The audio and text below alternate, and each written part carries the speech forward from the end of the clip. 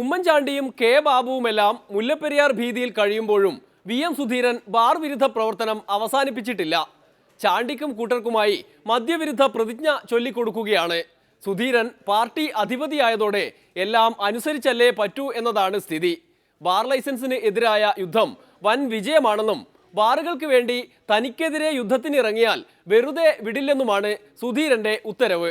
ഒരു കുട്ടി പോലും ഇനി ഈ വിപത്തിൽ അറിഞ്ഞോ അറിയാതെയോ വന്നു വീഴാതിരിക്കാനുള്ള ആ ഒരു പ്രവർത്തനമായി, ആ ഒരു പ്രതിജ്ഞയുമായി ദേശീയ ബാലതരംഗം മുന്നോട്ട് പോകുമ്പോൾ നിങ്ങൾ ചെയ്യുന്നത് നിങ്ങളോട്, നിങ്ങളുടെ തലമുറയോട്, ഈ രാജ്യത്തോട് ചെയ്യുന്ന ഏറ്റവും വലിയ സേവനമായിരിക്കും. ഇവിടെ ലഹരി വിരുദ്ധ പ്രതിജ്ഞയിലേക്ക് നീങ്ങുകയാണ്. ഞാനത് പറയും. നിങ്ങൾ എഴുന്നേറ്റ് നിന്ന് ഇത് ആവർത്തിച്ച് നിങ്ങളുടെ പ്രതിജ്ഞ, ഈ കാര്യത്തിൽ പ്രതിജ്ഞ ഉണ്ടാകണം. ആ പ്രതിജ്ഞ എടുത്താൽ മാത്രം പോരാ, ആ പ്രതിജ്ഞയ്ക്ക് അനുസരിച്ച് തന്നെ കാര്യങ്ങൾ മുന്നോട്ട് നീക്കാൻ പ്രത്യേകമായി ശ്രദ്ധിക്കണം. നിങ്ങളുടെ ജീവിതത്തിൻ്റെ പ്രവർത്തനത്തിൻ്റെ അനിവാര്യമായ ഒരു ഭാഗമായി തന്നെ ലഹരി വിരുദ്ധ പ്രവർത്തനങ്ങൾ മാറണം എന്ന് ഒരിക്കൽ കൂടി പറഞ്ഞുകൊണ്ട് എല്ലാവർക്കും ഒരിക്കൽ കൂടി ആശംസകൾ അർപ്പിക്കുന്നു. ഞാൻ പ്രതിജ്ഞയിലേക്ക് പോവുകയാണ്. ഞാനത് വായിക്കുകയാണ്. എല്ലാവർക്കും എൻ്റെ ഹൃദയം നിറഞ്ഞ നമസ്കാരം.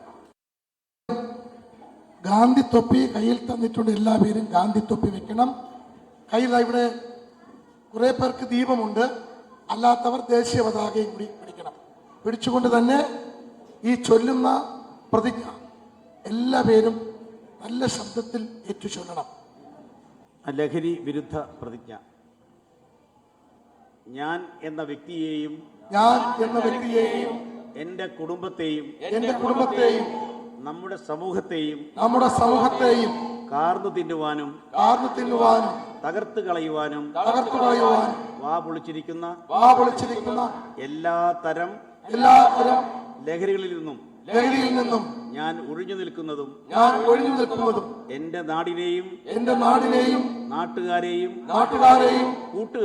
കൂട്ടുകാരെയും ലഹരികൾക്ക് വിട്ടുകൊടുക്കാതിരിക്കാൻ എന്നാലാകുന്ന എല്ലാ പ്രവർത്തനങ്ങൾക്കും മനസ്സ വാച കർമ്മണ എല്ലായ്പ്പോഴും ഞാൻ മുന്നിൽ ഉണ്ടാകുമെന്നും ദേശീയ ബാലതരംഗത്തിന്റെ സന്നദ്ധ ഭടൻ എന്ന നിലയിൽ ഞാൻ ദൃഢപ്രതിജ്ഞ ചെയ്യുന്നു. ജയ് ഹിന്ദ്. പ്രതിജ്ഞകളെല്ലാം പാലിക്കുന്നവരാണ് സർക്കാരുകളെ നയിക്കുന്നതെങ്കിൽ നാടെന്നെ നന്നായനെ. ഒരിടവേള കൂടി, അത് കഴിഞ്ഞ് റോഡ് വികസന ചർച്ച. മുഖ്യമന്ത്രിയും ധനമന്ത്രിയും മറ്റു മന്ത്രിമാരുമായി ആലോചിച്ച് ആരെങ്കിലും ധൈര്യമായിട്ടൊരു അഭിപ്രായം പറയാ, നമുക്കൊരു പുതിയ സംവിധാനത്തിലേക്ക് മാറണം. നമ്മുടെ പഞ്ചായത്തിന് കുളം വേണോ റോഡ് വേണോ? നമ്മുടെ പഞ്ചായത്തിന് കുളവും വേണം റോഡും വേണം. അത് രണ്ടും കൂടെ എങ്ങനെ നടക്കും പിഷാരടി? 30 മീറ്റർ വീതി ലഭ്യമുള്ള റോഡ് കുളത്തിലൂടെ ആയാലെന്താ? അതെ, എപ്പോഴും വെള്ളം ഉണ്ടാവില്ലല്ലോ.